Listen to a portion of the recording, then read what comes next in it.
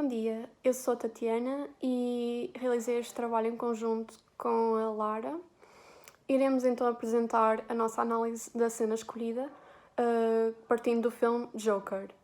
Primeiramente, vamos dar um mini contexto do filme para uma melhor compreensão da cena que será mostrada posteriormente. Sendo assim, o Joker baseia-se num filme em que a personagem principal, na qual é intitulada como Arthur, tem problemas mentais obviamente visíveis durante o desenvolvimento do filme, como ataques de riso que ele tinha pelos motivos mais incompreensíveis. Arthur trabalhava como palhaço e vivia na cidade de Gotham, que é uma cidade fictícia. E o seu sonho era ser comediante, como o Murray, que é um apresentador / comediante na qual o Arthur admirava. Houve então um dia em que Arthur, ao voltar para casa depois do trabalho, estava vestido de palhaço e foi abordado por 3 homens no metro, nos quais começaram a gozar da maneira que ele estava vestido, na maneira do seu comportamento e por estar sozinho. Arthur estava cansado de ser excluído pela sociedade, então matou os 3 homens e conseguiu escapar do metro. Logo depois de escapar do metro, ele entra numa casa de banho e começa a dançar, sentindo então uma satisfação por ter matado esses 3 homens. Com isto já dá para perceber como ele estava cansado de ser gozado, que Arthur era uma pessoa muito solitária, muito triste, isolado e intimidado, e então encontra um novo caminho da sua vida ao se tornar então o Joker, ou seja, a personagem má, sendo posteriormente admirado, dando-lhe então motivação para continuar nesse rumo. Depois deste mini contexto do filme, vamos agora abordar a cena que escolhemos. Para quem viu o filme Joker, sabe que a cena das escadas é uma cena única, sendo essa mesmo que iremos abordar. Para as pessoas que não viram o filme, vamos novamente vos contextualizar. Depois da morte dos 3 rapazes no metro, como mencionado antes, a polícia foi atrás do Arthur para o interrogar. Ele, sendo o assassino e ao observar que a polícia o perseguia, automaticamente foge, mas não foge de uma maneira convencional. Qualquer assassino que vê a polícia a persegui-lo foge sem sequer olhar para trás, mas o Joker não. O Joker foge com um ar de satisfação e de orgulho pelo que fez. Pela cena nem vai parecer sequer que está a ser perseguido, pois transmite um ar tranquilo, descendo as escadas, a dançar, a fumar o seu cigarro. Deixo agora à vossa percepção a cena.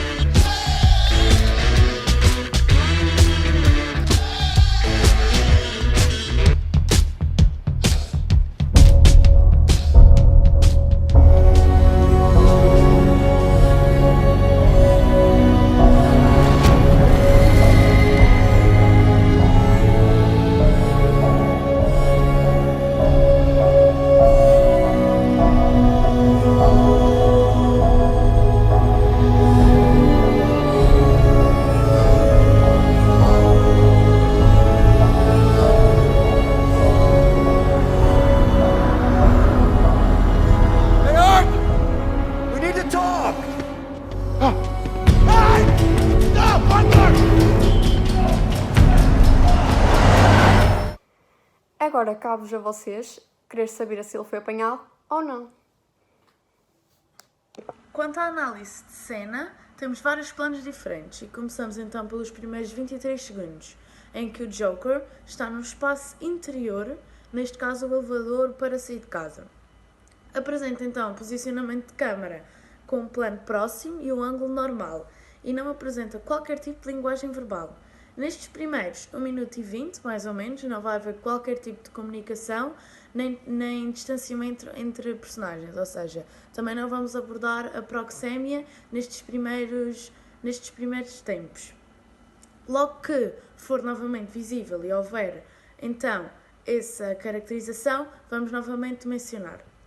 Então, analisando agora a cinésica da personagem, este demonstra-se calmo ao chamar o elevador, pois quando o elevador fecha, ele sorri. Quanto ao som, a cena é acompanhada por uma música de fundo.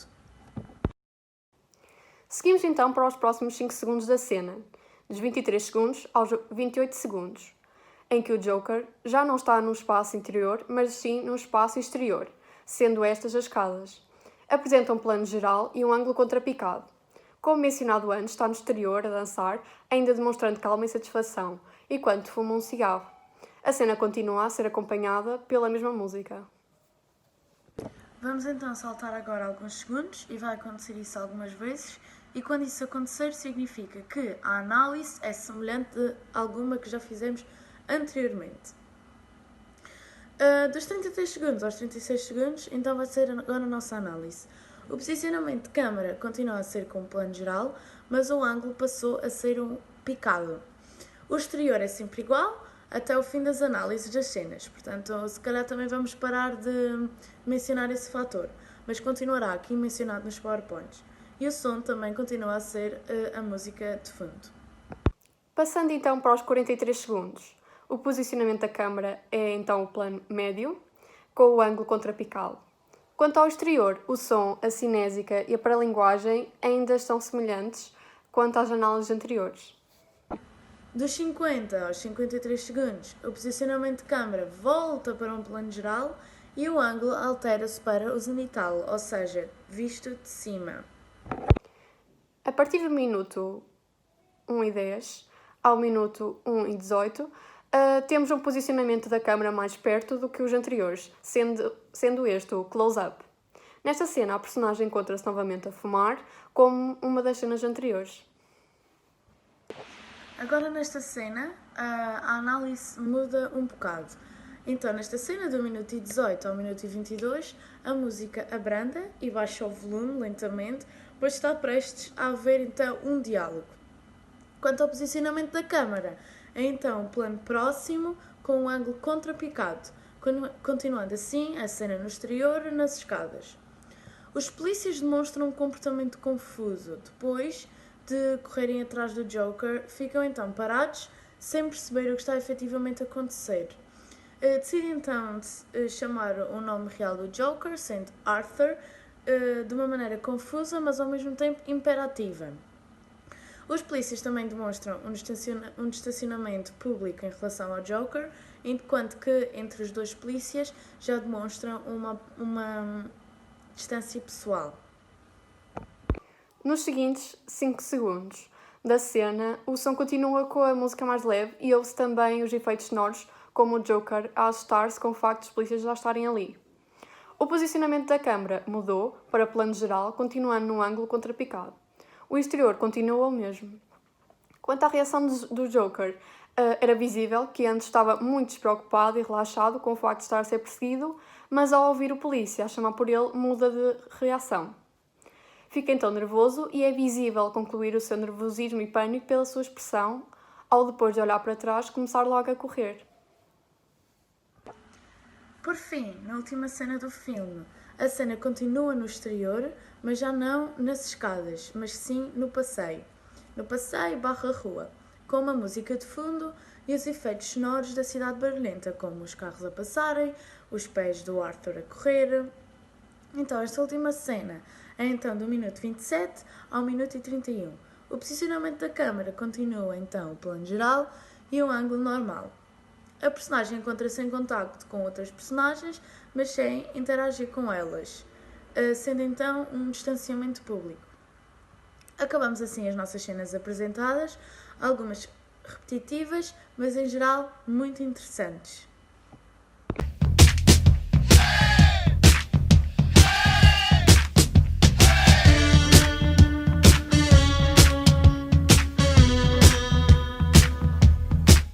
Para concluir, este trabalho ajudou-nos a aprender a caracterizar diferentes tipos de posicionamento de câmaras e ângulos, conseguindo assim perceber os seus conceitos para posteriormente os pôr em prática. Como a Lara disse, as cenas às vezes eram demasiado repetitivas para estar sempre a mencionar durante a apresentação, tal como o exterior, o som, a caracterização do espaço, pois era sempre semelhante. Agradecemos então a atenção e espero que tenha despertado o interesse pelo filme, caso ainda não o tenham visto. Sou a Lara, minha colega Tatiana, e obrigada pela atenção novamente.